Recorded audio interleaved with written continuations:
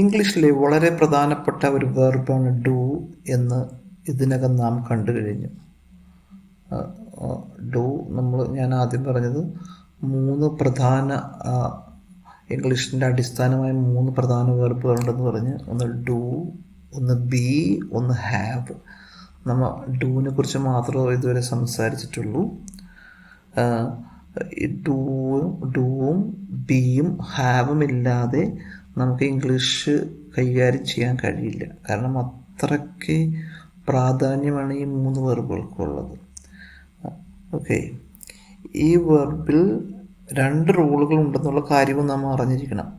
Do 2 നിലക്ക് function ചെയ്യും. Double റോളാണെന്നാണ് നമ്മൾ ആദ്യമേ ഇതിനെക്കുറിച്ച് പറഞ്ഞത്. ഡബിൾ റോൾ എന്ന് വെച്ചിട്ടുണ്ടെങ്കിൽ, ഒന്ന് അത് മെയിൻ വെർബായിട്ട് ഫങ്ഷൻ ചെയ്യും. ഡു എന്ന് വെച്ചിട്ടുണ്ടെങ്കിൽ ചെയ്യുക എന്നുള്ള അർത്ഥത്തിൽ. അതുകൂടാതെ ഹെൽപ്പിംഗ് വെർബായിട്ട്, ഹെൽപ്പിംഗ് വെർബ് നമ്മൾ ക്വസ്റ്റ്യൻ ഉണ്ടാക്കാനും നെഗറ്റീവ് ഉണ്ടാക്കാനും ഹെൽപ്പിംഗ് വെർബായിട്ട് ഡു ഉപയോഗിക്കുന്നു. അപ്പോൾ ഈ 2 റോളുള്ളതാണ് നമ്മൾ ഏറ്റവും കൂടുതൽ കുഴപ്പിക്കുന്നത്. 2 റോളിലും വരും. പ്രധാന ക്രിയയായിട്ടും വരും, സഹായ ക്രിയയായിട്ടും വരും. ഈ വാക്കിൻ്റെ പ്രധാന അർത്ഥം ചെയ്യുക എന്നാണ്. ഈ ഡു എന്നുള്ള വാക്കിൻ്റെ അർത്ഥം ചെയ്യുക എന്നാണ് അതിൻ്റെ അർത്ഥം. പക്ഷേ നമ്മെ കുഴപ്പിക്കുന്നത് ഇതിൻ്റെ ഗ്രമാറ്റിക്കൽ യൂസസ് ആണ്. അത് തന്നെയാണ് നമുക്ക് കൂടുതൽ കൺഫ്യൂഷൻ വരുന്നത്. ചെയ്യുക എന്നുള്ളൊരു അർത്ഥത്തിൽ പ്രധാന ക്രിയയായിട്ട് നമുക്ക് ബുദ്ധിമുട്ട് വരില്ല. പക്ഷേ ഇതിൻ്റെ ഗ്രാമർ സംബന്ധമായിട്ട് ഉപയോഗിക്കുന്ന നേരത്ത് നമുക്ക് കുറച്ച് കൺഫ്യൂഷൻ വരും. ചില സെൻറ്റൻസുകളിൽ ഡു അല്ലെങ്കിൽ ഡസ് രണ്ടും ഒന്ന് തന്നെയാണെന്ന് ഞാൻ പറഞ്ഞു. കഴിഞ്ഞാൽ ഡൂവും ഡസ് എന്നുള്ള ഒരു മാറ്റമില്ല. ഡൂവിൻ്റെ കൂടെ രസമൊന്ന് ഡസ്സായി, അത് പല ആവർത്തി പറഞ്ഞതാണ്, പിന്നെയും പറയുവാണ്. ഡു അല്ലെങ്കിൽ ഡസ് രണ്ടും ഒന്ന് തന്നെയാണ്. ഒരുമിച്ച് കണ്ടു കഴിയുമ്പോൾ നാം പരിഭ്രമിക്കേണ്ട കാര്യമില്ല. ചില സെൻറ്റൻസുകൾ ചിലപ്പോൾ 2 കൂടി വരും. അപ്പോൾ നമ്മൾ തെറ്റാണെന്ന് ധരിക്കേണ്ട, ശരി തന്നെയായിരിക്കാം, ശ്രദ്ധിച്ചാൽ മതി. Example, what do you do? ഈ എക്സാമ്പിളിൽ ആദ്യത്തെ ഡു ഗ്രാമർ സംബന്ധമാണ്. ഫസ്റ്റ് ചോദിച്ചത് ഗ്രാമറാണ്.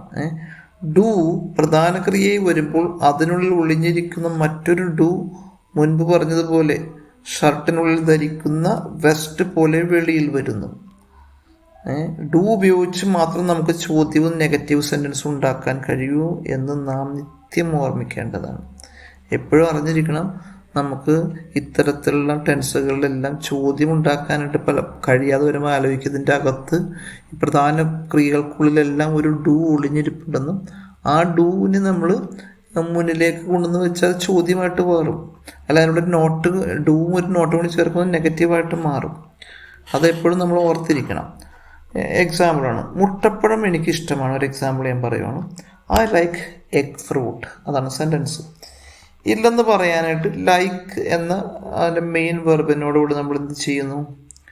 ഈ ഒളിഞ്ഞിരിക്കുന്ന ലൈക്ക് എന്ന് പറഞ്ഞ വാക്ക്, അതാണ് അതിനകത്ത് പ്രധാന ക്രിയ. അതിൻ്റെ അകത്ത് ഒളിഞ്ഞിരിക്കുന്ന പറഞ്ഞാൽ എന്താണ് ഒളിഞ്ഞിരിക്കുന്നത്?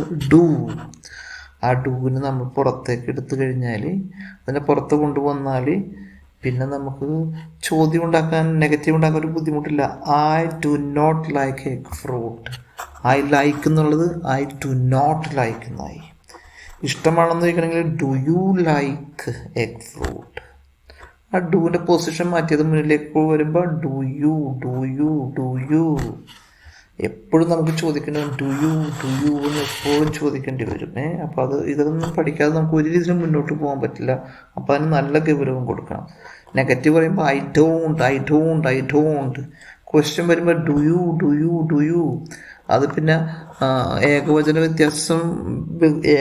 ബഹുവചന വ്യത്യാസം വരുമ്പോൾ ഡസും ഡു ഒക്കെ ആയിട്ട് മാറി വരും. നമ്മൾ ഒന്നിനും മാത്രം കാണുക, ഡൂനും മാത്രം കാണുക.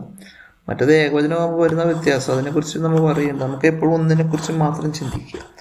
മുകളിലെ വിവരണങ്ങൾ നിർബന്ധമായും നിങ്ങൾ മനസ്സിരുത്തി പല ആവർത്തി വായിച്ച് മനസ്സിലാക്കുക.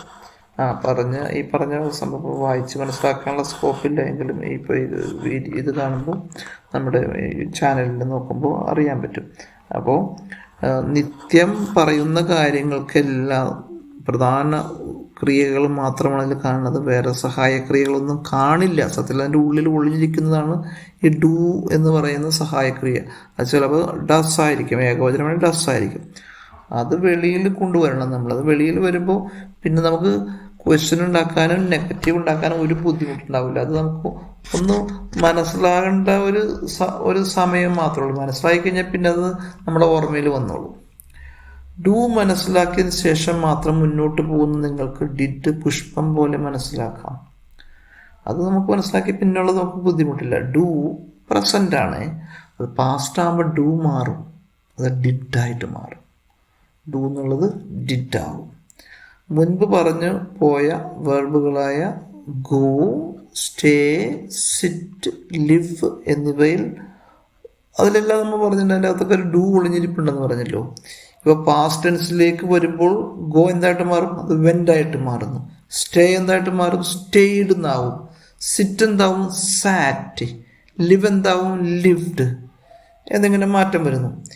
ഇവയ്ക്കുള്ളിൽ ഒളിഞ്ഞിരിക്കുന്നത് ഡൂവിൻ്റെ പാസ്റ്റ് ആയ ഡിഡാണ്. ഇത് പ്രസൻറ്റിൽ നിന്ന് പാസ്റ്റിലേക്ക് പോയി കഴിഞ്ഞിട്ടുണ്ടെങ്കിൽ പിന്നെ ഡൂവും പാസ്റ്റിലേക്ക് പോകുന്നു. ഡൂ പാസ്റ്റ് ആകുമ്പോൾ എന്തായിട്ട് വരും? ഡിഡ് ആവും. ദേ വെൻ്റ് ഔട്ട് എക്സാമ്പിൾ ആണ്. ഇതിൻ്റെ negative they did not go out.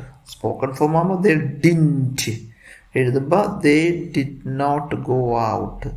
അവർ പുറത്ത് പോയില്ല. നമുക്കിത് നെഗറ്റീവ് ഉണ്ടാക്കാൻ വേറെ ഓപ്ഷൻ ഇല്ല. അപ്പോൾ നമ്മൾ ആ വെൻറ്റിൽ നിന്ന്, വെൻറ്റ് എന്ന് പറഞ്ഞ വാക്ക് അതാണ് പ്രധാന ക്രിയ, അത് ഗോ എന്നുള്ളതിൽ നിന്നാണ് ഗോ എന്തായിട്ട് മാറി? വെൻ്റായിട്ട് മാറി. അപ്പോൾ ഗോവിൻ്റെ അകത്ത് എന്തായിരുന്നു? ഉള്ളിലുണ്ടായിരുന്നത് ഡു ആയിരുന്നു. അത് വെൻ്റായിട്ട് മാറിയപ്പോൾ അതിൻ്റെ പാസ്റ്റൻസ് ഡിഡായി. അപ്പോൾ നമ്മൾ ആ ഡിഡ് എടുത്തിട്ട് നമുക്ക് ചോദ്യം ഉണ്ടാക്കാൻ ബുദ്ധിമുട്ടില്ല. They did not go out. ചോദ്യം വരുമ്പോൾ ഡിഡ് ദേ ഗോ ഔട്ട്. ഡിഡിന് ശേഷം നിർബന്ധമായും വെർബിൻ്റെ ബേസിക് ഫോമായ ഗോ മാത്രം ചേർക്കാനാവൂ. അതായത് ഡിഡിന് ശേഷം വെൻറ്റ് ചേർക്കാൻ പാടില്ല.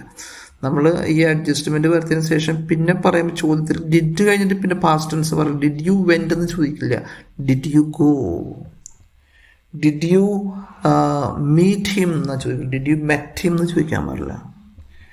Okay. Did they break the glass? Did they break the window glass, window pain.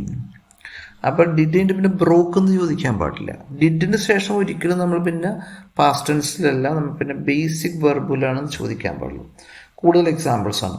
Did John hit Jane? അവിടെ ഹിറ്റിൻ്റെ പാസ്റ്റ് ടെൻസും ഹിറ്റ് തന്നെയാണ്. അപ്പോൾ അത് നിങ്ങൾക്ക് വ്യക്തമായിട്ട് ചിലപ്പോൾ മനസ്സിലായിരുന്നു വരില്ല. രണ്ടാമത്തെ എക്സാമ്പിൾ നോക്കാം. Did the doctor help Jane?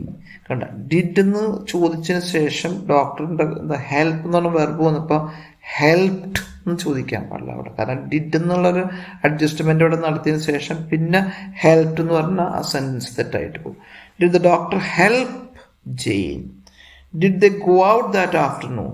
Did they went out എന്ന് ചോദിച്ചിട്ടുണ്ടെങ്കിൽ അവിടെ ഗ്രാമറിൽ വയലേഷൻ വരും. Did they go out that afternoon? Why did Jane scream in the red room? Scream എന്നാ ചോദിക്കാൻ പാടുള്ളൂ. വൈ ഡിഡ് ജെയിൻ സ്ക്രീംഡ് എന്ന് ചോദിക്കരുത്. അപ്പോൾ ഡൂവിൻ്റെ പാസ്റ്റൻസാണ് ഡിഡ്. ഡിഡ് വെച്ചിട്ട് നമ്മൾ എന്തെങ്കിലും ചോദ്യം നെഗറ്റീവ് ഉണ്ടാക്കി കഴിഞ്ഞിട്ട് പിന്നെ അതിൻ്റെ ബേസിക് ഫോമാണ് നമുക്ക് ഉപയോഗിക്കാൻ പാടുള്ളൂ. അതിൻ്റെ പിന്നെ അതിൽ വേറെ മാറ്റമൊന്നും വരുത്താൻ പാടില്ല. ഓക്കെ.